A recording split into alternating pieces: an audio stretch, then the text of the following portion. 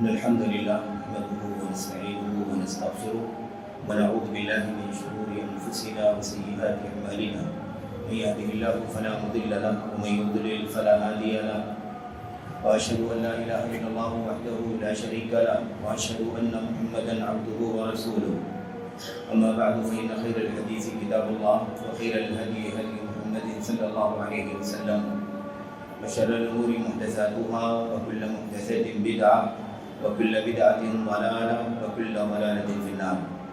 أعوذ بالله من الشيطان الرجيم. بسم الله الرحمن الرحيم.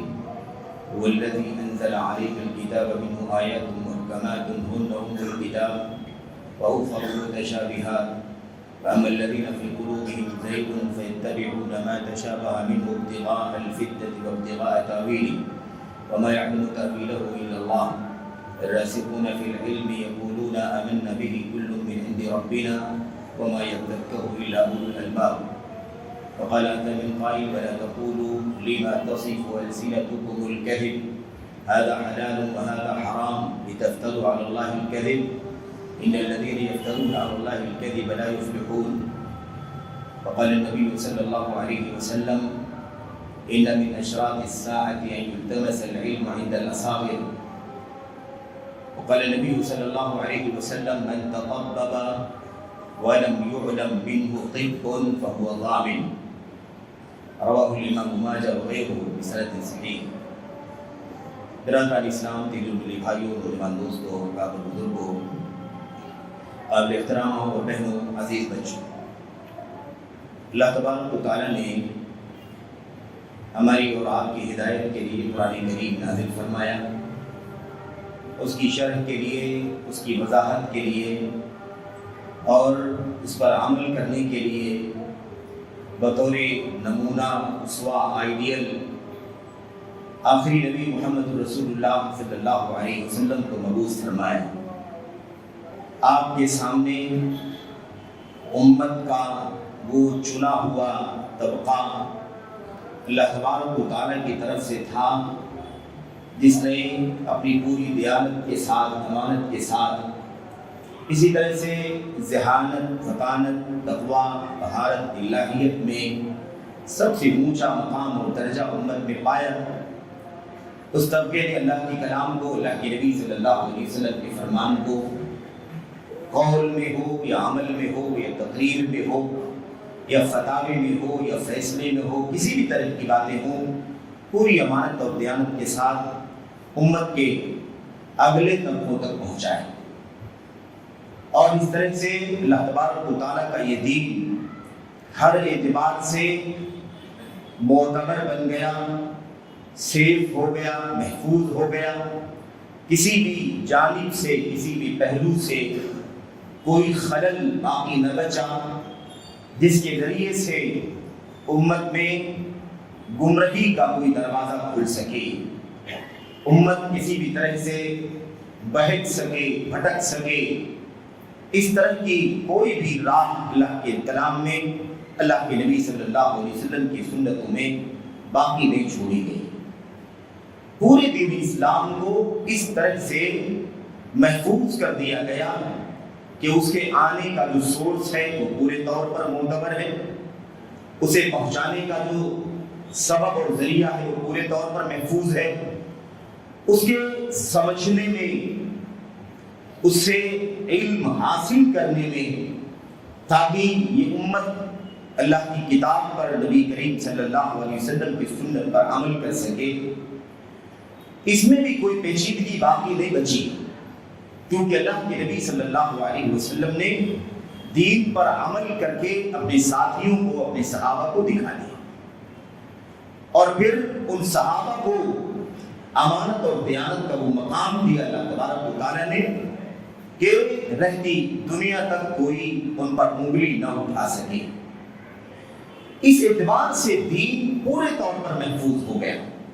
محفوظ ہونے کا مطلب یہ بھی ہے یہ اللہ کے دین کی حفاظت میں، اس کے تحفظ میں، اس کے چوطرفہ معتبر اور معتمد ہونے میں یہ بھی شامل ہے کہ ایسا کوئی دروازہ نہیں چھوڑا گیا جس میں انسان کو اپنی عقل کا دخل کرنے کی گنجائش ہو، اپنی لاجک کا تدخل اس کے اندر کر سکے، اپنی دانشوری کے ذریعے سے کسی چھوٹی سی چیز کو بھی دین بنانے کی کوشش کرے، ایسا کوئی بھی راستہ باقی نہیں رکھا گیا۔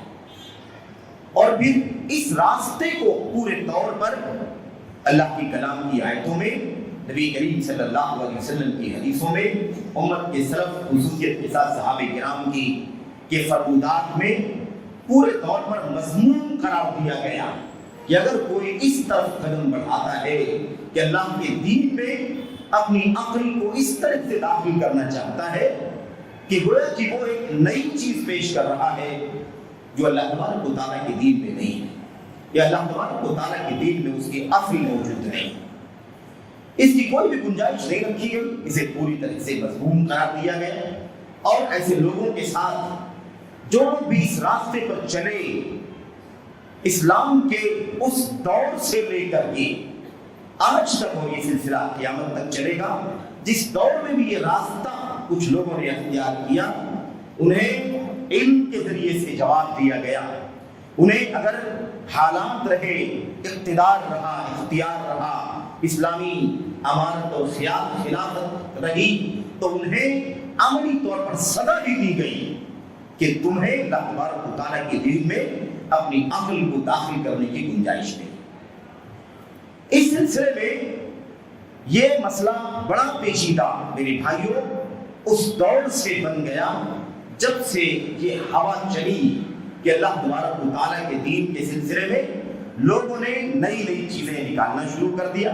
ایک طبقے نے جہالت کے باوجود بات کرنا شروع کر دیا، ایک طبقے نے اپنی دانشوری کا اور اپنی عقل کا دخل دینا شروع کر دیا، ایک طبقے نے محض عقیدت اور ارادت کے نام پر اور اپنے جذبات کے نام پر کسی چیز کو دین کی حیثیت دینے کی کوشش کر ڈالی۔ یہ جب سے راستہ چلا تب سے امت کے اندر گمراہی کے بہت سارے دروازے کھول گئے۔ اور میرے بھائیوں، اللہ کے کلام کی 2 آیتیں ہم نے آپ کے سامنے پڑھی ہیں، اور بھی بہت ساری آیتیں ہیں، اللہ کے نبی صلی اللہ علیہ وسلم کی 1-2 حدیثیں آپ کے سامنے پڑھی گئی ہیں۔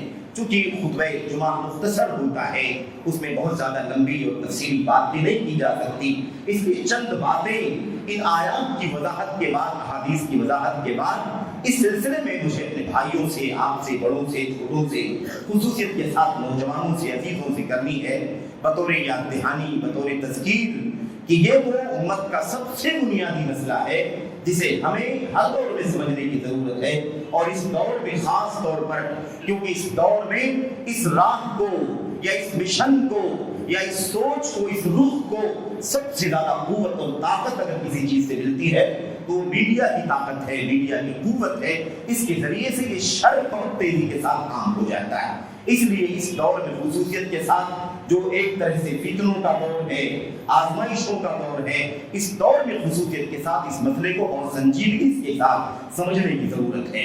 اور میں سمجھتا ہوں کہ اللہ کے کلام کی آیات کی تفاسیر پڑھنے کے بعد، نبی کریم صلی اللہ علیہ وسلم کی سنتیں، امت کے سلف کی تصریحات پڑھنے کے بعد یہ بات بہت ہی زیادہ واضح ہو جائے گی کہ اگر امت کے اندر گمراہی کا دروازہ اگر کہیں سے کھلا ہے تو اس کے راستے یہی ہے میرے بھائی۔ وہ بدعت کا راستہ ہے، وہ عقلانیت کا راستہ ہے، وہ جہالت کا راستہ ہے، وہ بلا علم فتویٰ دینے کا راستہ ہے، وہ بلا علم اپنی رائے کا دخل دینے کا راستہ ہے۔ یہی وہ راستے، یہ تصوف کا راستہ ہے جس کے اندر ایک موہوم انداز کی سوچ ہوتی ہے، اور اس طرح سے اس کے ذریعے سے ایک چیز کو دین بنانے کی کوشش کی جاتی ہے، محض ایک جذباتی بنیاد پر، ایک موہوم بنیاد پر۔ میرے بھائیوں، تو یہ وہ راستے ہیں جن راستوں سے گمراہی، ضلالت اس امت کے اندر داخل ہوئی ہے۔ قرآن کریم کی 2 آیتیں ہم نے جو آپ کے سامنے پڑھی ہیں، اس کا سرسری طور پر معنی آپ کے سامنے ذکر کر دیا جائے۔ آیتیں مشہور ہیں، معروف ہیں، بلکہ اصول ہیں اللہ تبارک و تعالیٰ کے دین کے حوالے سے۔ سورہ آل عمران کی اس آیت کریمہ میں اللہ تبارک و تعالیٰ فرماتا ہے: وَالَّذِي أَنزَلَ عَلَيْكَ الْكِتَابَ مِنْهُ آيَاتٌ مُحْكَمَاتٌ هُنَّ أُمُّ الْكِتَابِ۔ اللہ تبارک و تعالیٰ فرماتا ہے وہی اللہ تبارک و تعالیٰ کی ذات ہے جس نے آپ کے اوپر قرآن کریم اتارا ہے۔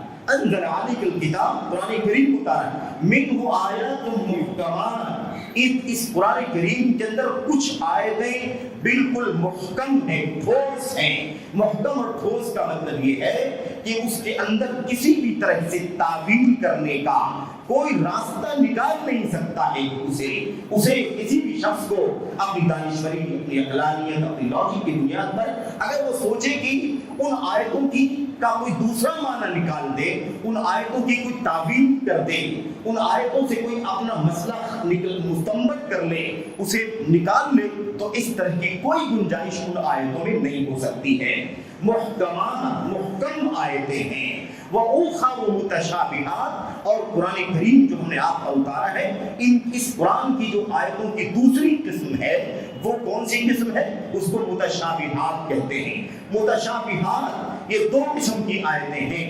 آیتیں اللہ تبارک و تعالیٰ کی جو متشابہ ہیں، اس کا مطلب یہ ہوتا ہے کہ وہ آیتیں ایسی ہیں کہ جس کے الفاظ میں کوئی تعبیر کا راستہ اگر نکالنا چاہے تو نکال سکتا ہے، کوئی اس کے اندر اس کے معنی میں ہیرا پھیری کرنا چاہے تو کر سکتا ہے، اس میں اپنی عقل کا دخل دینے کی کوشش کرے تو وہ کوشش کر سکتا ہے، اور کوشش کر کے اپنی حوث کے مطابق، اپنی خواہشات کے مطابق، اپنے من کی چاہت کے مطابق کوئی ایک موقف دنیا کے سامنے، امت کے سامنے پیش کر سکتا ہے۔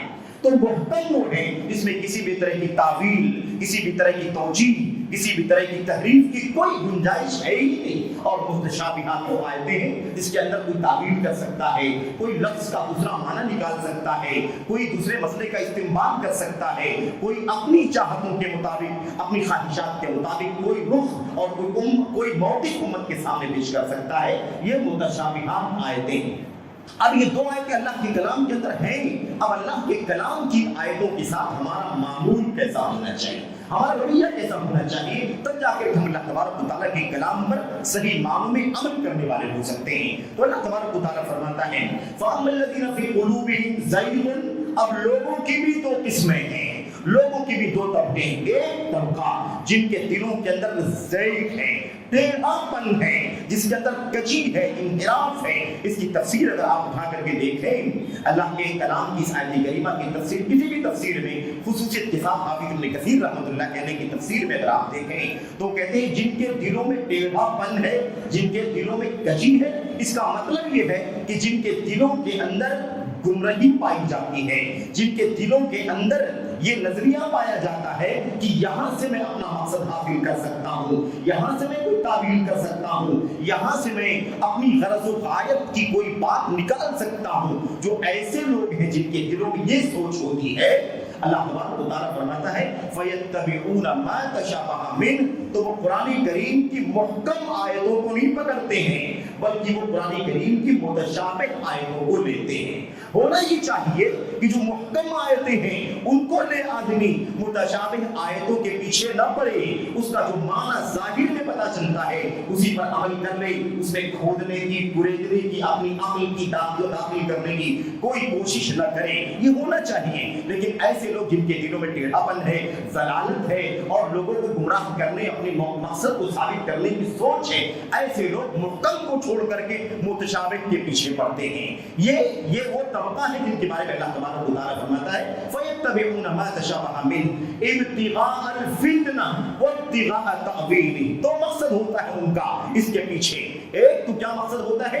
ابتغاء الفتنہ، آزمائش چاہتے ہیں، وہ فتنے میں ڈالنا چاہتے ہیں، یعنی جو ان کے اپنی ذہنیت کے لوگ ہیں، ان کے اپنی لابی کے لوگ ہیں، ان کے اپنی فکر کے لوگ ہیں، وہ جن میں اپنی سوچ پھیلاتے ہیں، اپنا نظریہ پھیلاتے ہیں، وہ اپنے لوگوں کے بیچ میں یہ باور کرانا چاہتے ہیں کہ یہ دیکھو جو میں پیش کر رہا ہوں، جو میرا نظریہ ہے، جو میری سوچ ہے، جو میرا عقیدہ ہے، جو میرا موقف ہے، وہ دیکھو یہ اس آیت کریمہ سے ثابت ہو رہا ہے، اس آیت کریمہ سے مسئلہ مستمد ہو رہا ہے، اس آیت کریمہ سے یہ مسئلہ ثابت ہو رہا ہے۔ اس مقصد کے لیے، فتنہ پھیلانے کے لیے، اپنی ذہنیت کے لوگوں کو یہ ثابت کرنے کے لیے کہ میری بات قرآن سے ثابت ہو رہی ہے، یہ میری بات قرآن کریم کی دلیل سے ثابت ہو رہی ہے، اس مقصد کے لیے وہ یہ کام کرتے ہیں۔ وہ ابتغاء تاویل، اور دوسرا مقصد یہ ہوتا ہے کہ وہ اللہ کے کلام کی آیت کو میں تعویل کرنا چاہتے ہیں، یعنی اس کو اصل سے موڑنا چاہتے ہیں، اصل سے پھیرنا چاہتے ہیں، اس کا ایک اپنی حوث کے مطابق نیا معنی نکالنے کی کوشش کرتے ہیں۔ یہ اللہ تبارک و تعالیٰ فرماتا ہے ایک طبقہ یہ ہے. دوسرا طبقہ کون سا ہے؟ وہ لوگ جو علم والے ہیں. وَأَمَّا اللہ تبارک و تعالیٰ فرماتا ہے دوسرا طبقہ جو علم والے ہیں. وَالرَّاسِخُونَ فِي الْعِلْمِ جو ٹھوس علم والے ہیں, گہرے علم والے ہیں, ان کا موقف کیا ہوتا ہے؟ يَقُولُونَ آمَنَّا بِهِ وہ کہتے ہیں ہم اس قرآن پر ایمان رکھتے ہیں. كُلٌّ مِّنْ عِندِ رَبِّنَا یہ پورا کا پورا اللہ کا کلام ہے. یہ محکم آیتیں بھی اللہ کا کلام ہیں, یہ متشابہ آیتیں بھی اللہ کا کلام ہیں. ہم سارے پر ایمان لاتے ہیں. ہم اس میں کسی بھی طرح سے اپنی عقل کا کوئی دخل دینا ہرگز ہرگز روا نہیں سمجھتے ہیں, بلکہ کل من عند ربنا سب کچھ ہمارے رب کی جانب سے ہے. آمنا بھی ہم اس پر ایمان رکھتے ہیں. یہ اہل ایمان کا شیوا. اور کیا کہتے ہیں؟ کہتے ہیں وما يعلم تأويله الا اللہ جو محکم کے علاوہ متشابہ آیتیں ہیں ان کی تعویل یعنی ان کی تفسیر, اس کا معنی, اس کی حقیقت اور اس کی گہرائی اللہ تبارک و تعالیٰ کے سوا کوئی نہیں جانتا ہے. یہ اہل ایمان کا شیوا ایسا ہونا چاہیے. اب اس آیت کریمہ کی تفسیر میں حضرت ام المؤمنین عائشہ صدیقہ رضی اللہ تعالیٰ عنہا فرماتی ہیں کہتے ہیں جن کے دلوں میں کجی ہے, جن کے دلوں میں ٹیڑھاپن ہے, جن کے دلوں میں اپنا ہدف, اپنا مقصد ہے, اپنی نفسانی خواہشات ہے, ان لوگوں کے بارے میں اللہ تبارک و تعالیٰ نے اس آیت کریمہ میں فرما دیا ہے یہی وہ لوگ ہیں جن کے دلوں میں ٹیڑھاپن ہے. انہی سے اللہ کے نبی صلی اللہ علیہ وسلم نے تم کو ڈرایا ہے, آگاہ کیا ہے. فاحذروہم اس لیے ان لوگوں سے جن کے دلوں میں کجی اور ٹیڑھاپن ہے ان سے بچ کر کے رہنا, ان سے چوکنا ہو کر کے رہنا.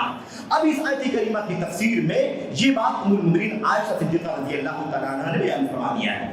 دوسری آیت کریمہ جو آپ کے سامنے پڑھی گئی ہے اس میں اللہ تبارک و تعالیٰ فرماتا ہے وَلَا تَقُولُوا لِمَا تَصِفُ أَلْسِنَتُكُمُ الْكَذِبَ اللہ تبارک و تعالیٰ فرماتا ہے تمہاری زبان سے جو جھوٹ نکلتا ہے اس جھوٹ کے مطابق جو کچھ اللہ تبارک و تعالیٰ کے کلام کی آیتیں اترتی ہیں اس کو لے کر کے اپنی زبان سے جھوٹ میں یہ نہ بول دو کہ هذا حلال وهذا حرام, یہ حلال ہے یہ حرام ہے. قرآن کی آیتوں کو تم نہیں سمجھتے ہو تو اپنی زبان سے تم کو جو من میں آتا ہے اپنی زبان سے بول دیتے ہو هذا حرام هذا حلال وهذا حرام, یہ دیکھو یہ حلال ہے یہ دیکھو یہ حرام ہے. اللہ فرماتا ہے اپنی زبان کے ذریعے سے یہ بات تم ہرگز نہ بول دو, حلال حرام کا حکم نہ لگاؤ. لِتَفْتَرُوا عَلَى اللَّهِ الْكَذِبَ ایسا کرو گے تو تم اللہ تبارک و تعالیٰ پر جھوٹ بولنے والے ہو جاؤ گے, اللہ پر جھوٹ بولنے والے ہو جاؤ گے. کیوں؟ اس لیے کہ یہ جھوٹ ہے. اللہ تبارک و تعالیٰ کے کلام کا معنی, اس کی تفسیر, اس کی تشریح وہی لوگ جانتے ہیں جو اس بارے میں گہرا علم رکھنے والے لوگ ہیں. تم بس اپنی حوث کے مطابق, اپنی خواہشات کے مطابق یا اپنی باپ دادوں کی روش پر چلتے ہوئے جو اس کو جس چیز کو وہ حلال سمجھتے تھے تم اس کو حلال قرار دو اور جس کو وہ حرام کہتے تھے اس کو حرام قرار دو. ایسا تم مت کرو. اللہ تبارک و تعالیٰ فرماتا ہے ایسے لوگوں کے لیے سخت وعید ہے, سخت دھمکی ہے. ان الذين يفترون على الله الكذب لا يفلحون جو لوگ اللہ تبارک و تعالیٰ پر جھوٹ باندھتے ہیں, جھوٹ گھڑتے ہیں, ایسے لوگ کامیاب نہیں ہو سکتے ہیں. اب حلال حرام کا حکم لگانا اگر کتاب اللہ کی صریح دلیل کے مطابق ہو یا اہل علم کے صحیح استنباط کے مطابق ہو تب تو ٹھیک ہے, لیکن اگر محض اپنی خواہشات نفس کے مطابق, اپنی لاجک کے مطابق, اپنی دانشوری کے مطابق یا اپنی جہالت کے باوجود میرے بھائیوں اگر کوئی آدمی حلال حرام کرتا ہے تو یہ اللہ تبارک و تعالیٰ پر جھوٹ باندھنے والا ہے. اب اس میں دونوں آیتوں کا جو نتیجہ ہے میرے بھائیوں وہ نتیجہ یہ ہے کہ ہمیں اللہ کے کلام کی آیتوں میں, اللہ تبارک و تعالیٰ کے فرمان میں یہی اصول بتایا جا رہا ہے کہ ہم صرف اور صرف محکم چیزوں پر عمل کریں اور جو متشابہ ہیں جس میں کوئی الگ الگ موقف بھی نکل سکتا ہے اس میں ہم اپنے آپ کو داخل نہ کریں. ایمان سب پر رکھیں, اللہ تبارک و تعالیٰ پر ایمان ہے, اللہ کی کتاب پر ایمان ہے, لیکن اپنی عقل کو داخل کر کے, اپنی خواہشات کو داخل کر کے ان متشابہات سے اپنے مفاد کو, اپنے مقصد کو حاصل کرنے کی کوشش نہ کریں. یہ اللہ تبارک و تعالیٰ کے کلام کی آیتوں کا خلاصہ ہے. نبی کریم صلی اللہ علیہ وسلم نے اس حوالے سے کئی باتیں بیان فرمائی ہیں. ایک بات تو آپ نے یہ بیان فرمائی ہے کہ یہ جو الراسخون فی العلم ہے, ٹھوس علم والے, گہرے علم والے, یہ یہ کیا کہتے ہیں؟ یہ کہتے ہیں کہ ہم ساری آیتوں پر ایمان رکھتے ہیں، ہم یہ عقیدہ رکھتے ہیں کہ یہ اللہ تبارک و تعالیٰ کی طرف سے ہے ساری کی ساری آیتیں، اور ان متشابہات کا معنی اللہ تبارک و تعالیٰ کے سوا کوئی نہیں جانتا ہے، اس لیے ہم اس پر ایمان رکھتے ہیں، اس کا معنی اللہ کے سپرد کر دیتے ہیں۔ یہ علم والوں کا کام ہے۔ اسی لیے اس بات کا مکلف امت کو کیا گیا ہے کہ امت علم کی روشنی میں چلے، جن کے پاس اللہ کی کتاب کا علم ہے، سنت رسول صلی اللہ علیہ وسلم کا علم ہے، صحابہ کرام سے گزرتے ہوئے ان کے بعد تابعین، تبع تابعین، اور انہیں کے نقش قدم پر چلتے چلتے جو لوگ بھی اس راستے پر ہیں، وہ وراثت جو چلی ہے نبوت سے، صحابہ سے گزرتے ہوئے، تابعین سے گزرتے ہوئے، اس وراثت کے جو سچے حقدار ہیں، انہیں علم والوں سے، وارثین نبی سے، وارثین رسول سے ہمیں چاہیے کہ ہم اپنا رشتہ مضبوط رکھیں، تاکہ یہ جو مقصد ہے اللہ کے کلام کی آیتوں کا، ہم اس پر پورے طور پر، میرے بھائیوں، اس پورے طور پر ہم اس پر قائم رہیں، اس کے علاوہ کسی اور راستے پر نہ چلے جائیں۔ اسی لیے اللہ کے نبی محمد رسول اللہ صلی اللہ علیہ وسلم نے اس بات کو سمجھایا تھا کہ دین کے معاملے میں بلا علم کوئی بات کرنا۔ اچھا، وہ حدیث بھی ہمیں اس وقت پڑھنی چاہیے جس میں اللہ کے نبی علیہ السلام نے فرمایا تھا، ان من اشراط الساعۃ ان یلتمس العلم من عند الاصاغر، قیامت کی نشانیوں میں سے ایک نشانی یہ ہے کہ علم اصاغر سے حاصل کیا جائے گا۔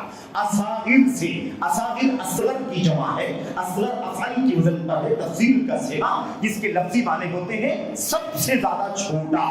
اصغر کے معنی سب سے زیادہ چھوٹا، جیسے اکبر کے معنی سب سے بڑا، تو اصغر سب سے چھوٹے کو کہتے ہیں۔ لیکن یہ اللہ کے نبی علیہ السلام کی حدیث کا لفظ ہے۔ آپ نے فرمایا کہ قیامت کی نشانیوں میں سے ایک نشانی ہے کہ قیامت سے پہلے لوگ علم کس سے حاصل کریں گے، لوگ علم کہاں تلاش کریں گے، لوگ کن سے علم کی جستجو کریں گے؟ اللہ کے نبی نے فرمایا عند الاصاغر، سب سے چھوٹوں کے پاس علم حاصل کریں گے۔ اس حدیث کی تشریح میں آپ اگر دیکھیں تو حضرت عبداللہ بن مسعود رضی اللہ تعالیٰ عنہ، اور ایسے حضرت عبداللہ بن مبارک، اور ایسے ہی محمد الحربی اور دیگر بہت سارے ائمہ سلف کی تشریحات اور تفسیر کی روشنی میں اس اصاغر کے 4 معنی ہیں۔ اصاغر کے 4 معنی ہیں۔ میں تفصیلات میں جانے کے بجائے ان 4 معنی کا تذکرہ آپ کے سامنے سرسری طور پر کر دینا چاہتا ہوں، تاکہ بات واضح ہو جائے کہ اللہ کے نبی کے اپنی حدیث میں کہا کیا ہے، آپ نے کیا فرمایا ہے۔ اصاغر کا ایک معنی ہے اہل بدعت، یعنی بدعتیوں سے علم حاصل کیا جائے گا قیامت سے پہلے۔ قیامت کی نشانی میں سے ایک نشانی کیا ہے کہ علم بدعتیوں سے حاصل کیا جائے گا، ایک معنی یہ ہے۔ دوسرا معنی یہ ہے کہ اصاغر کا معنی ہے جہالت والے، جاہل، جن کے پاس علم نہیں ہے کتاب و سنت کا، جن کے پاس علم نہیں ہے صحابہ کرام کے مسلک کا، تابعین کے مسلک کا، ان کے طریقے کا علم نہیں ہے، وہ اس کے اندر شامل ہیں۔ دوسرا طبقہ کون سا ہے؟ جہلا کا، جاہلوں کا طبقہ ہے۔ تیسرا طبقہ ان لوگوں کا ہے الذین یقولون فی الدین یا فی الاسلام برأیہم، جو اللہ تبارک و تعالیٰ کے دین میں، اسلام میں اپنی عقل سے، اپنی رائے سے بات کرتے ہیں، اپنی لاجک کی بات کرتے ہیں۔ یہ تیسرا طبقہ ہے۔ چوتھا طبقہ ان لوگوں کا ہے جو لوگ بلا علم دین کے مسائل میں فتویٰ دیتے ہیں، الذین یفتون بغیر علم، جو بغیر علم کے فتویٰ دیتے ہیں۔ یہ 4 طبقے ہیں جو سلف صالحین کی تفسیر کے مطابق اصاغر کے اندر آتے ہیں۔ اب اللہ کے نبی صلی اللہ علیہ وسلم کی حدیث کا معنی کیا نکلا؟ معنی یہ نکلا کہ قیامت کی نشانیوں میں سے ایک نشانی یہ ہے کہ علم اصاغر سے حاصل کیا جائے گا۔ اصاغر سے حاصل کیا جائے گا یعنی قرب قیامت بدعتیوں سے لوگ علم لینے لگیں گے، قرب قیامت جاہلوں سے علم لینے لگیں گے، قرب قیامت لوگ عقل پرستوں سے، لاجک سے، جو لوگ باتیں کرتے ہیں اللہ کے دین میں، ان سے علم حاصل کرنا شروع کر دیں گے۔ قرب قیامت ان لوگوں سے علم حاصل کرنا، فتوے دینا شروع کر دیں گے جو بلا علم شریعت دین کے مسائل میں فتوے دے رہے ہوں گے۔ تو یہ سب قرب قیامت کی نشانی ہے، قیامت کی نشانیوں میں سے ہے۔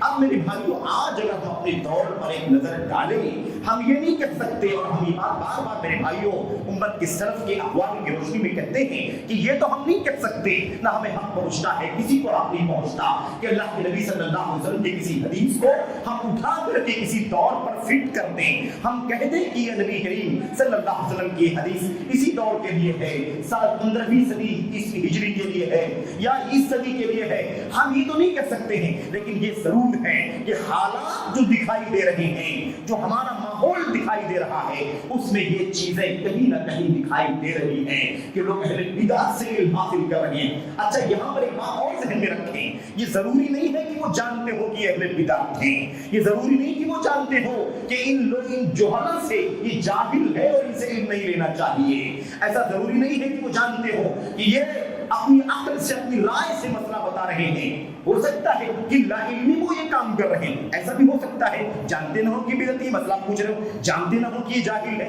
फतवा पूछते हो, उसको इल्म वाला समझते हो। ऐसा भी हो सकता है कि जानते हो कि ये आदमी अपनी अक्ल से नहीं बोलता है, बल्कि किताब और सुन्नत के दलाइल से बोलता है। इसके सामने किताब और सुन्नत का गठर मौजूद है, किताब और सुन्नत का अंबार मौजूद है, वहां से बातें करता है, दलील देता है, आयतें पढ़ता है, हदीसें पढ़ता है। ऐसा भी हो सकता है कि लोग न जानते हो, इसमें कोई फर्क नहीं, जान करके ये काम कर रहे हो, अनजान भी कर रहे हो। लेकिन ये बात अपनी जगह पर तय है कि असागिर से इल्म हासिल करना, दीन का इल्म हासिल करना, ये क़यामत की निशानियों में से है। और आज बिदअतियों से भी इल्म हासिल किया जा रहा है, जुहला से भी इल्म हासिल किया जा रहा है, ऐसी अकल परस्तों से, लॉजिक से, दानिश्वरी का लम्बा दावा करने वालों से भी इल्म हासिल किया जा रहा है। और बिना इल्म बड़े बड़े इंटरनेट के मुफ्तियों से भी फतवे दिए जा रहे हैं। ये इस दौर का मेरे भाइयों वो मंजर है जो मैं आपके सामने सिर्फ पेश नहीं कर रहा हूं, बल्कि हम और आप सब के सब इन तमाम चीजों का जायजा ले तो मुशाहदा कर सकते हैं और देख सकते हैं, जान सकते हैं। मेरे भाइयों, आज मुझे चंद बातें जो आपके सामने अर्ज करनी है, इसी वाले से अर्ज करनी है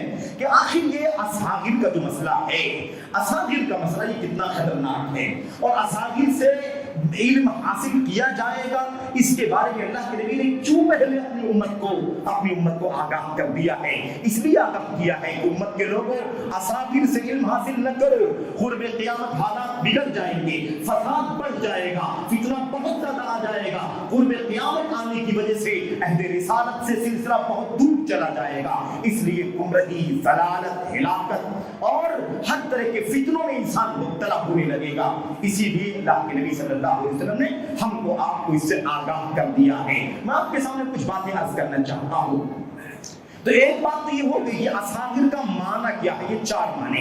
दूसरी बात जो मुझे आपके सामने अर्ज करनी है वो ये अर्ज करनी है कि ये जो असागिर है, ये जो असागिर है, 4 तबके के लोग और भी हो सकते हैं, ये तो सलफ के अक़वाल के होते हैं 4 तबके, और भी लोग जो इसी रवश पर चलते हो, इसी रुख पर चलते हो कि इल्म से वाबस्तगी न हो, अहले इल्म से वाबस्तगी न हो, किताब और सुन्नत का, शरीयत का, उलूम शरीयत का इल्म न हो, और वो फिर अपनी अक़लानियत, अपनी लॉजिक और अपनी मनमानी, अपनी हवस, अपनी ख्वाहिशात और अपने मफाद के मुताबिक बातें करते हो। ऐसे वो सारे तबके आज भी अगर मजीद हैं या मुस्तक़बिल में 10, 20, 50 हो सकते हैं, वो सब के सब असागिर में शामिल होंगे, क्योंकि नबी करीम सल्लल्लाहु अलैहि वसल्लम की ये बातें हमेशा के लिए क़यामत तक के लिए हैं कि क़यामत से पहले, क़यामत की निशानियों में से असागिर से इल्म हासिल किया जाना भी है। मेरे भाई, दूसरी बात मुझे आपके सामने अर्ज करनी है कि असागिर जो है ना, असागिर इनका मौक़िफ़ दलीलों के साथ क्या होता है। अब कुरान की आयत की दलील है, अल्लाह के नबी सल्लल्लाहु अलैहि वसल्लम की सुन्नत की दलील है, इसके बारे में हमारा तरीका क्या होना चाहिए। हमारा तरीका ये होना चाहिए कि जब भी अल्लाह का कलाम आए, नबी करीम सल्लल्लाहु अलैहि वसल्लम का फरमान आए, आमन्ना व सद्दक़ना, हम ईमान ले आए, हमने तस्दीक कर लिया, समिअना व अताना, हमने सुन लिया, हमने मान लिया, हमने अल्लाह के कलाम को अपनी निशानी में सजा लिया, हमने अल्लाह के नबी की सुन्नतों को अपनी निगाहों पर रख लिया, हमने उम्मत की सलफ की तफसीरों की रोशनी में इन अल्लाह की आयतों पर, नबी की सुन्नतों पर अमल करना शुरू कर दिया।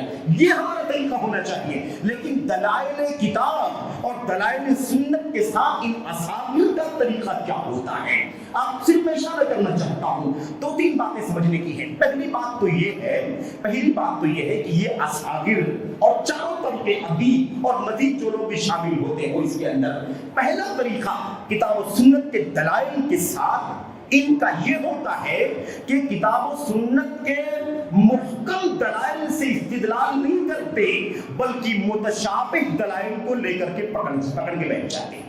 محکم دلائل پر اتفاق کریں تو پھر ان کو اپنی عقلانیت، اپنی بدعت، اپنی خواہشات، اپنی لاجک، اپنی دانشوری کا کوئی بھی حق نہیں پہنچے گا اور اس کی کوئی گنجائش نہیں نکلے گی۔ اس لیے سب سے پہلا انتہا خلل یہ ہے کہ یہ طبقے، اصاغر کے یہ طبقے میرے بھائیوں، محکم کو چھوڑ کر کے متشابہ کے پیچھے پڑتے ہیں، متشابہ کے پیچھے جس میں کوئی معنی نکالا جا سکتا ہے، تعبیر کی جا سکتی ہے، تحریف کی جا سکتی ہے، اسے کھینچ تان کر کے اپنے مقصد کے لیے استعمال کیا جا سکتا ہے، اس عمل کو یہ عمل اصاغر کرتے ہیں۔ اور اس کی بہت ساری مثالیں، بہت ساری شواہد ہیں، لیکن اس کا یہ موقع نہیں میرے بھائیوں۔ لیکن یہ صرف نقطہ یاد رکھیں، مثالیں دلائل بہت سارے۔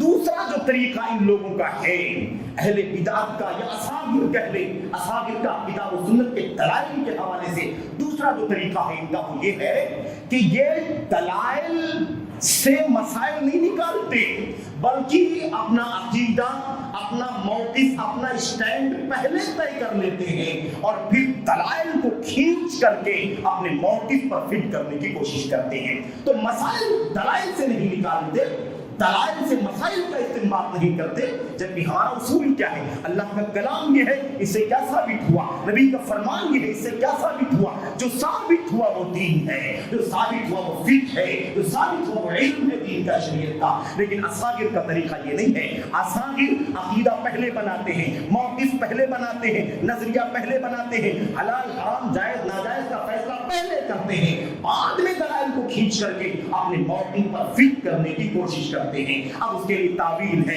تحریف ہے، کھینچ تان ہے، صحیح کو ضعیف ہے، ضعیف کو صحیح قرار دینا، اور نہ جانے کتنے فتنوں میں یہ لوگ پڑ جاتے ہیں۔ یہ طریقہ ہے، یہ موقف ہے ان کا میرے بھائیوں، جو لوگ یہ کام کرتے ہیں۔ تیسرا طریقہ یہ ہے، تیسرا جو ان کا طریقہ ہے دلائل کے ساتھ، کتاب و سنت کے دلائل کے ساتھ، وہ یہ ہے کہ کتاب و سنت کے دلائل کو نہ سمجھنے کے باوجود امت کے بڑے بڑے مسائل میں علماء سے پہلے فتویٰ دینے میں جلدی کرتے ہیں، ایک دم فاسٹ، فوری طور پر۔ ابھی کوئی ایشو آ گیا، کوئی بہت بڑا مسئلہ پیش آ گیا امت کے اندر جو ساری امت سے جڑا ہوا ہے، اس مسئلے میں امت کے بڑے علماء، کبار علماء ابھی غور کر رہے ہیں، ابھی نتیجے دیکھ رہے ہیں، اندازہ لگا رہے ہیں کون سا کس طرف اس کا رخ جاتا ہے، کون سے دلائل سے اس کا میرے بھائی جواب مل سکتا ہے۔ اہل علم انتظار کرتے ہیں، ٹھہرتے ہیں، ڈرتے ہیں اللہ تبارک و تعالیٰ سے، لیکن ان کا طریقہ یہ ہے کہ ان دلائل سے، کتاب و سنت کے دلائل سے اور خاص طور پر متشابہ دلائل سے جلدی جلدی تیزی کے ساتھ علماء سے پہلے اپنی پوری امت کے سامنے اپنے آپ کو سب سے بڑا عالم و مفتی بنا کر کے پیش کرتے ہیں۔ یہ تین باتیں خاص طور پر میرے بھائی یاد رکھنے کی ہے جو دلائل کے ساتھ ان اصحاب کا طریقہ ہے۔ اچھا، ان اصحاب کو بڑھاوا کیسے ملتا ہے؟ بڑھاوا کیسے ملتا ہے؟ ان کو بڑھاوا ملنے، ان کو شہرت ملنے، ان کی دکان چلنے کی وجہ کیا؟ ہر دور میں میرے بھائیوں، اسی دور میں جب سے اس کی شروعات ہوئی ہے، اور اگر آپ دیکھیں اس کی شروعات کب ہوئی ہے تو یہ حضرت عمر بن خطاب رضی اللہ تعالیٰ عنہ کے دور میں دھیرے دھیرے نکلنا شروع ہو گئے تھے، اور اس کے بعد جب سختیاں ہوئیں، سزائیں دی گئیں، ان کے اوپر کھجور کی ٹہنیوں سے انہیں پیٹا گیا، کوڑے لگائے گئے، سرے بازار انہیں رسوا کیا گیا، تو اس کی روک تھام کا کوئی نہ کوئی راستہ رہا۔ دھیرے دھیرے روک تھام ہوئی، لیکن جس طرح سے یہ گرفت کمزور ہوتی گئی، یہ بڑھتے چلے گئے۔ مثال کے طور پر اس کے اسباب پر اگر آپ غور کریں تو سب سے بڑی وجہ یہ ہے کہ بڑے علماء کی موت ہو گئی۔ علماء جب مر جائیں گے تو جہلا کو بڑھاوا مل جائے گا، علماء جب دنیا سے چلے جائیں گے تو ان کے جانے سے علم بھی دفن ہو جائے گا۔ دعوت کے، تعلیم کے، تدریس کے اور رہنمائی کے، تبلیغ کے مشن میں میرے بھائیوں اہم لوگ موجود نہیں رہ جائیں گے، تو ان لوگوں کو بڑھاوا ملے گا۔ ایک پہلی وجہ ہے، اور یہی وجہ میرے بھائیوں اللہ کے نبی نے فرمایا تھا جب علماء مر جائیں گے، لوگوں کو اللہ تعالیٰ علماء کو موت دے کر کے علم اٹھا لے گا تو جہلا کی بالادستی ہو جائے گی، ان کی سرداری ہو جائے گی، ان کو لوگ اپنے مسائل کے لیے، فتووں کے لیے ان سے کنسلٹ کریں گے، رجوع کریں گے، یہ صورتحال پیدا ہو جائے گی۔ لیکن جب تک گرفت رہے گی میرے بھائیوں علماء کی، تب تک یہ کام نہیں ہوگا۔ علماء کے جانے کے بعد یہ سارے مسائل کھڑے ہو جائیں گے۔ ایک بات تو یہ، دوسری بات یہ ہے کہ ان لوگوں کے ہاں شہرت کی بھوک بہت زیادہ ہوتی ہے، سستی شہرت کے لیے، پاپولر ہونے کے لیے اور دنیا کے اندر مشتہر ہونے کے لیے یہ بہت زیادہ میڈیا کا استعمال کرتی ہے۔ دوسری وجہ ہے، اور اس کے بہت سارے شواہد ہیں۔ تیسری وجہ یہ ہے میرے بھائیوں، تیسری وجہ یہ ہے کہ ان کی گوشمالی کرنے کا سلسلہ بند ہے. اگر ان کی گوشمالی کرنے والا کوئی رہے, ان کو پکڑنے والا اگر کوئی رہے عمر بن خطاب عثمان غنی جیسا, تو میں سمجھتا ہوں کہ اس کی روک تھام ہو سکتی ہے. آپ کو معلوم ہوگا عمر بن خطاب کے زمانے میں سبیل عراقی تھا. سبیل عراقی ایک مشہور نام ہے, تاریخ کے اندر اس کا تذکرہ موجود ہے. یہ شخص مدینہ آیا, عراق سے مدینہ آیا, اور یاد رکھیں عراق اور یاد رکھیں مدینہ, فتنوں کی سرزمین عراق, اور وہاں سے مدینہ فتنہ لے کر کے آ گیا. اس آدمی نے مدینہ آ کر کے کیا کہا, لوگوں کے بیچ میں جا کر کے متشابہ آیتوں کو پڑھ کر کے سوال کرنے لگا. متشابہ آیتیں پڑھتا جس میں کئی معنی نکل سکتے ہیں, تعبیر ہو سکتی ہے, کئی ایک باتیں ثابت ہو سکتی ہیں. وہ لوگوں کے بیچ میں, عوام کے بیچ میں, پبلک کے بیچ میں جا کر کے آیتیں پڑھ کر کے, متشابہ آیتیں پڑھ کر کے ان کو گمراہ کرنے لگا. عمر بن خطاب کو پتا چلا کہ ایسا کچھ چل رہا ہے. آپ نے قاصد بھیجا, کون آدمی ہے, پتا چلا سبیل عراقی ہے. انہوں نے کہا اسے پکڑ کر کے لایا جائے. اس کو پکڑ کر کے ابھی لایا نہیں گیا تھا, اس سے پہلے عمر بن خطاب رضی اللہ تعالیٰ عنہ نے کھجور کی تازہ ٹہنیاں, گیلی تازہ ٹہنیاں منگا کر کے رکھ لی اپنے پاس. اور جیسے ہی وہ پہنچا مجلس کے اندر, عمر بن خطاب اس سے پوچھا کیا بات ہے, تم کون ہو, کہا سبیل, کہاں سے آئے, عراق سے. کہا سنا ہے تم عوام کے بیچ میں متشابہ آیتیں پڑھ کر کے اسے لوگوں کو گمراہ کرنے کی کوشش کر رہے ہو, تم ان کو بہت زیادہ ورکلاتے ہو. یہ دیکھو اس آیت کا تو یہ بھی معنی نکلتا ہے, یہ دیکھو اس آیت سے تو یہ بھی معنی نکلتا ہے, اس طرح تم کر رہے ہو, کیا بات ہے, صحیح ہے کہ نہیں صحیح ہے. خاموش رہا, جواب نہیں دیا. عمر بن خطاب رضی اللہ تعالیٰ عنہ نے کھجور کی ان تازہ ٹہنیوں کو اٹھا کر کے سبیل عراقی کو پیٹنا شروع کیا. اتنا مارا, اتنا پیٹا کہ اس کے سر سے خون جاری ہو گیا. جب وہ اسے اندازہ ہو گیا کہ عمر بن خطاب اس معاملے میں کوئی نرمی کرنے والے نہیں ہیں, کیونکہ اللہ کے دین کے اصولوں کا مسئلہ ہے, محکم کے خلاف متشابہ کے ذریعے سے میں لوگوں کو گمراہ کر رہا ہوں, اس لیے عمر بن خطاب مجھے معاف نہیں کر سکتے. تو اس نے ہاتھ جوڑتے ہوئے, یوں سمجھ لیں کہ ہاتھ جوڑتے ہوئے معافی مانگتے ہوئے کہا, اے امیر المومنین, میرے ذہن میں جو شبہ تھا, میرے سر میں جو شبہ تھا, فتنہ تھا, وہ فتنہ نکل چکا ہے. آپ مجھے آپ براہ راست براہ کرم معاف کر دیجیے. عمر بن خطاب نے کہا ٹھیک ہے, تجھے معاف تو کر دیتا ہوں, لیکن یاد رکھنا اگر دوبارہ کوئی چیز سنا تو تمہیں اس سے سخت سزا دی جائے گی. روایتوں میں ہے کہ دوسری مرتبہ پھر سزا دیا, تیسری مرتبہ پھر سزا دیا, یہاں تک کہ اس آدمی نے توبہ کر لیا اور اسے بھیج دیا ابو موسیٰ اشعری کے پاس یمن, اور کہا اس کے پیچھے لوگوں کو لگا دو, یہ کہیں بھی کوئی گمراہی پیدا نہ کر سکے, اپنی عقلانیت کا, اپنی خواہشات کے ذریعے سے لوگوں کو گمراہ کرنے کی کوئی کوشش نہ کر سکے. اس سے سب کو بائیکاٹ کر دو, مجلس سے کو الگ تھلگ رکھو. اس ساری کارروائی جب کی گئی بن خطاب کی جانب سے تو اس پر روک تھام بھی اس کی. بعد میں حضرت ابو موسیٰ اشعری نے خط لکھ کر کے بن خطاب کو بتلایا کہ امیر المومنین, سبیل کا معاملہ ٹھیک ٹھاک ہو چکا ہے, وہ سدھر چکا ہے اور اب متشابہ سے توبہ کر چکا ہے. تب بن خطاب نے کہا کہ ٹھیک ہے, کوئی بات نہیں, اسے مجلس میں شامل کر لو. تو جب تک یہ گرفت رہتی ہے تب تک یہ فتنہ نہیں پھیلتا, لیکن افسوس جب گرفت کمزور ہو جاتی ہے تو پھر یہی صورتحال ہوتی ہے جیسا کہ آج ہے. میڈیا کے دوش پر ہر ایرا گہرا رتھو پھیلا, اہل علم کے خلاف, میرے بھائیو کتاب و سنت کے دلائل کے خلاف منمانی بات کرتا پھرتا ہے, کوئی روک تھام نہیں ہے, کوئی کنٹرول نہیں ہے. یہ صورتحال بن گئی ہے. اللہ کے نبی محمد رسول اللہ صلی اللہ علیہ وسلم نے فرمایا تھا من تطبب, آیت حدیث کو غور کرنے کی چیز ہے. اللہ کے نبی نے فرمایا تھا من تطبب ولا يعلم عنه علم بذلك فهو ضامن. اللہ کے نبی نے فرمایا جو شخص طبابت کرے, طب یعنی میڈیکل, دوائی, علاج, جو شخص علاج معالجہ کرنا شروع کر دے, کسی کو دوائی وغیرہ دینا شروع کر دے, وَلَمْ يُعْلَمْ مِنْهُ طِبٌ, اور اس کے پاس طب کا, ڈاکٹری کا علم نہ ہو, فَهُوَ ضَامِن, تو وہ ضامن ہوگا. کیا مطلب ہے اس کا؟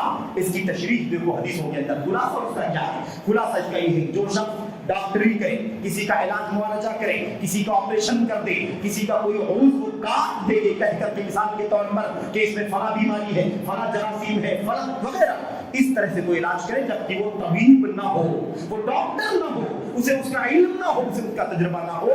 اللہ کے نبی نے کیا فرمایا, اب اس کے اس عمل کی وجہ سے جو اس نے جہالت کے ساتھ, لا علمی کے ساتھ طب کا, علاج معالجے کا کام کیا ہے, اس کی وجہ سے اگر اس نے کسی کا ہاتھ کاٹ دیا, کسی کی انگلی کاٹ دی, یا کسی کو کسی کے ساتھ کوئی ایسا علاج کر دیا جس سے اس کا کوئی عضو یا جسم کا کوئی پرزہ خراب ہو گیا, فَهُوَ ضَامِن, تو وہ ضامن ہے, یعنی اسلامی حکومت اسے سزا دے گی اور اسے دیت وصول کرے گی, کیونکہ اس نے جہالت کے ساتھ علاج معالجہ کر کے کسی شخص کا ہاتھ کاٹ دیا، کسی کا پیر کاٹ دیا، کسی کی انگلی کاٹ دی، اس وجہ سے اس کو دیت دینی پڑے گی، اس عضو کی دیت دینی پڑے گی، ہاتھ کی، پیر کی اور کسی چیز کی۔ میرے بھائیوں آپ سوچیں، علماء نے تشریح میں لکھا ہے اگر طب کا علم نہ ہو اور کوئی طبابت کرنا شروع کر دے، اسلامی حکومت کہتی ہے، نبی کی سنت کہتی ہے کہ اسے اس کی سزا ملے گی، اسے دیت دینی پڑے گی۔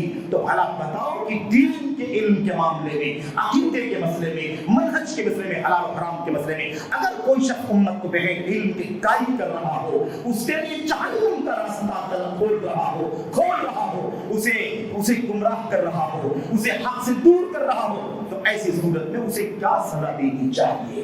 میرے بھائیو اس حدیث سے علماء نے مسئلہ مستنبط کیا ہے کہ کہیں بھی کبھی بھی ظاہری جو سزا ہوتی ہے، ظاہری جو نقصان ہوتا ہے، اس سے ایمان کا نقصان، عقیدے کا نقصان، دین کا نقصان کہیں زیادہ بڑا ہے۔ ایسے شخص کو سخت ترین سزا دی جائے۔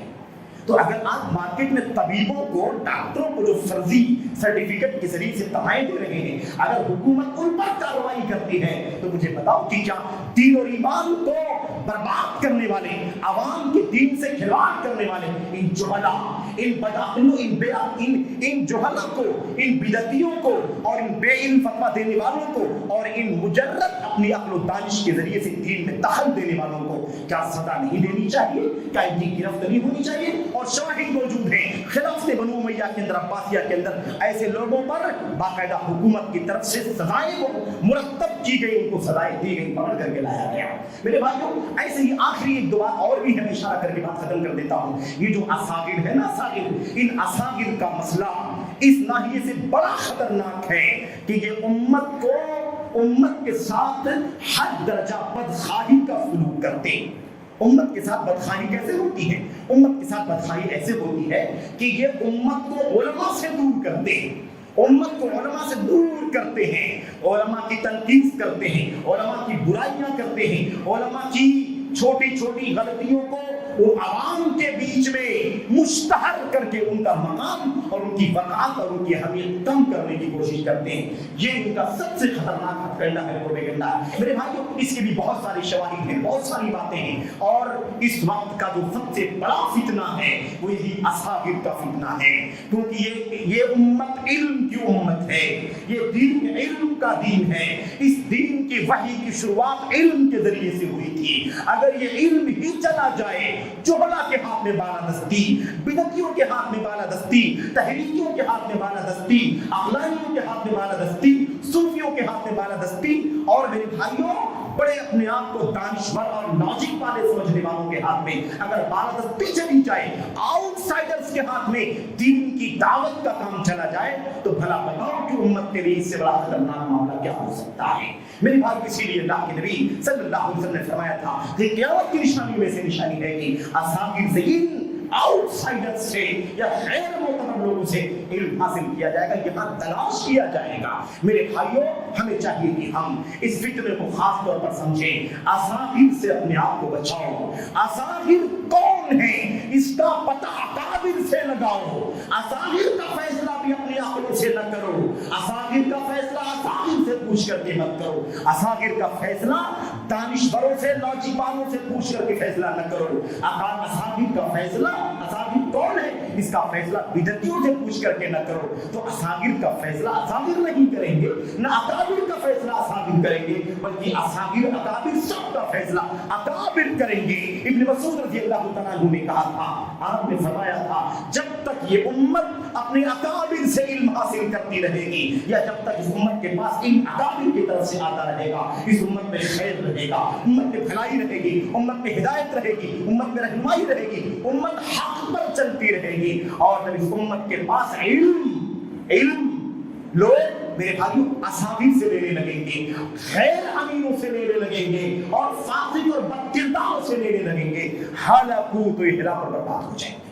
ہلاکت ان کا مقدر بن جائے. اس لیے ہمیں اللہ تبارک و تعالیٰ سے دعا کرنی ہے, اللہ سے توفیق مانگنی ہے. عوام کو, خواص کو, خاص طور پر میرے بھائیوں میڈیا کے اس دور میں, فتنے کے اس دور میں نوجوانوں کو بھی چاہیے کہ وہ اپنے آپ کو اساغیر سے بچائیں, اساغیر کے فتنوں سے بچائیں, اساغیر سے وابستگی سے اپنے آپ کو دور رکھیں, اپنے آپ کو امت کے کبار علماء سے وابستہ کریں جو ہم کو, آپ کو, سب کو اللہ تبارک و تعالیٰ کے سچے دین کی رہنمائی کریں. خاص طور پر فتنوں کے دور میں نہ جانے کب ہمارا آخری وقت آ جائے, نہ جانے کب ہماری آنکھیں بند ہو جائیں. اللہ تبارک و تعالیٰ ہمیں اور آپ کو حق پر رہتے ہوئے, استقامت پر رہتے ہوئے, نبی علیہ السلام کی سنت و وراثت پر رہتے ہوئے جینے کی اور فی حالت میں دنیا سے جانے کی توفیق عطا فرمائے. اللہ تبارک و تعالیٰ ہمیں اور آپ کو اس وقت تک اپنے حق پر قائم رہنے کی توفیق دے جب تک ہم دنیا میں زندہ ہیں.